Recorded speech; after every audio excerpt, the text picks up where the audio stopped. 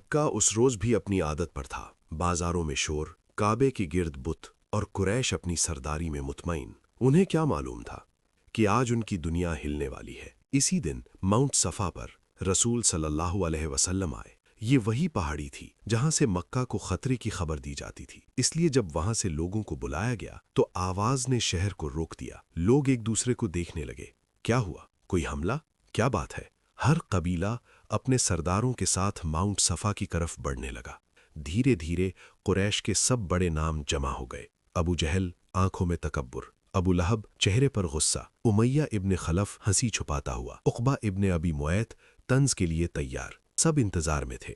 जब सब जमा हो गए तो रसूल सल्लल्लाहु अलैहि वसल्लम ने बात शुरू की, एक ऐसी बुनियाद से जिसे कुरैश कभी झुटला नहीं सकते थे। उन्हें याद दिलाया गया कि वो मोहम्मद सल्लल्लाहु अलैहि वसल्लम को सालों से सच्चा और अमानतदार मानते आए हैं।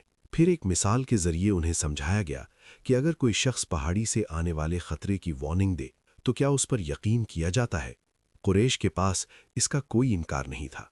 इसी यकीन पर उन्हें एक बड़ी हकीकत से रूबरू किया गया कि जैसे दुनिया के खतरे से पहले आगाह किया जाता है, वैसे ही आखिरत के अंजाम से भी खबरदार करना जरूरी है। फिर बात को यहाँ लाया गया कि ये अंजाम सिर्फ उसके लिए है जो सिर्फ एक अल्लाह को माने और उसके सिवा सब को छोड़ दे। ये सिर्फ अकीदे की बात नहीं थी, ये कुरैश के पूरे निज़ाम के खिलाफ ऐलान था। कुछ लम्हों की खामोशी छा गई। फिर अबू जहल आगे बढ़ा, ये बात हमारे पुरखों के दीन के खिलाफ है। उमैया इब्न खलफ ने हंसकर कहा, क्या हम अपने बुत छोड़ दें सिर्फ इस बात के लिए? उक़बा इब्न अबी मुऐत ने तंज किया, क्या इसलिए हमें यहाँ बुलाया गया है? और फिर अबू लहब का सब्र टूट गया। उसने गुस्से में दावत को बेकार कहकर खुला मजाक उड़ाया। यहीं से मजाक में दुश्मनी की शक्ल इख्तियार कर ली। लेकिन इस भीड़ में सब एक जैसे नहीं थे। कुछ लोग खामोश खड़े रहे। उनकी आंखों में सवाल थे, दिल में सच की दस्तक। उनमें से कुछ पहले ही ईमान ला चुके थे और माउंट सफा के बाद दावत अब सिर्फ छुपी हुई नहीं रही। इस स्टेज तक तकरीबन 10-15 अफराद इस्लाम कबूल कर चुके थे।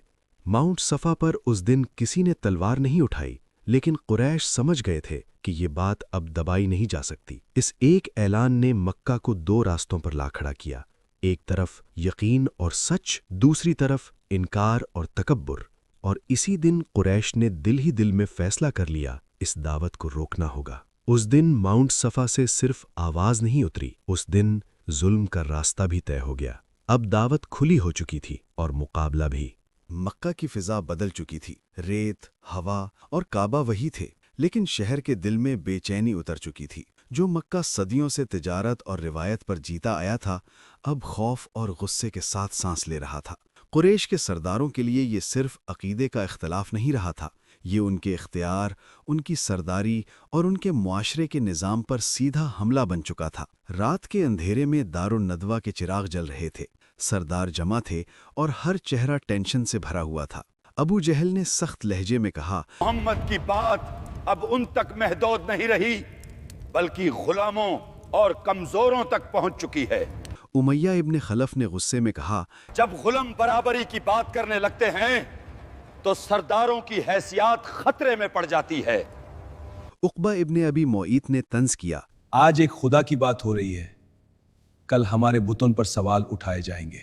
कुछ लम्हों की खामोशी के बाद फैसला हुआ कि अभी तलवार नहीं उठाई जाएगी। पहले उन लोगों को तन्हा किया जाएगा, उन्हें मुआशरे से काट दिया जाएगा। जुल्म का सफर वहीं से शुरू हुआ। अगली सुबह मक्का वही था, लेकिन लोग बदल चुके थे।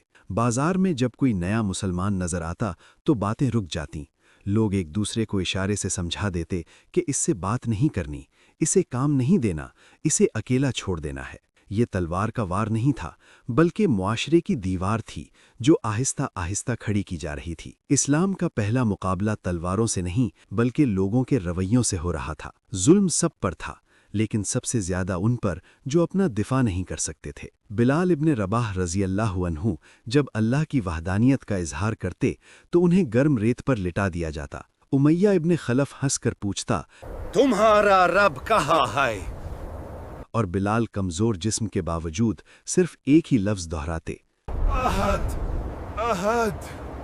मक्का ने देखा कि जिस्म को झुकाया जा सकता है, लेकिन यकीन को नहीं। अम्मार इब्न यासिर रज़ी अल्लाहु अन्हु और उनके वालिदैन अपने ही घर में महफूज नहीं रहे।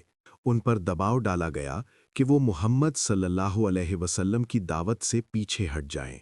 सुमैया रज़ी अल्लाह अन्हा ने जब हक़ से हटने से इनकार किया तो उन्हें धमकाया गया, लेकिन उनकी ज़बान से सिर्फ सच निकला।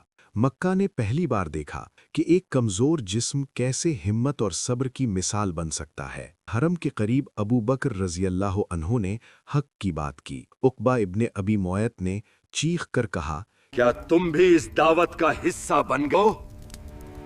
और फिर लोग उन पर टूट पड़े। इतनी शिद्दत से मारा गया कि चेहरा पहचाना नहीं जा रहा था। कुछ लोगों ने समझा कि शायद ये जिंदा नहीं बचे, लेकिन जब होश आया तो उनकी ज़बान पर पहला सवाल रसूलुल्लाह सल्लल्लाहु अलैहि वसल्लम के बारे में था। जुल्म ईमान को कमज़ोर नहीं कर रहा था, बल्कि उसे और मजबूत कर रहा था। रसूल सल्लल्लाहु अलैहि वसल्लम पर हाथ उठाना कुरैश की हिम्मत ही नहीं थी, इसलिए तंज और मजाक का रास्ता चुना गया। कभी कहा गया कि ये पहले लोगों की कहानियां सुनाते हैं, कभी कहा गया कि ये जादू है, और कभी ये इल्ज़ाम लगाया गया कि ये शहर में फूट डाल रहे हैं। लेकिन रसूल सल्लल्लाहु अलैहि वसल्लम ने दावत को रोका नहीं। खामोशी के साथ, सब्र के साथ और यकीन के साथ काम जारी रहा। ये दौर सिर्फ जुल्म का नहीं था, बल्कि इम्तिहान का दौर था।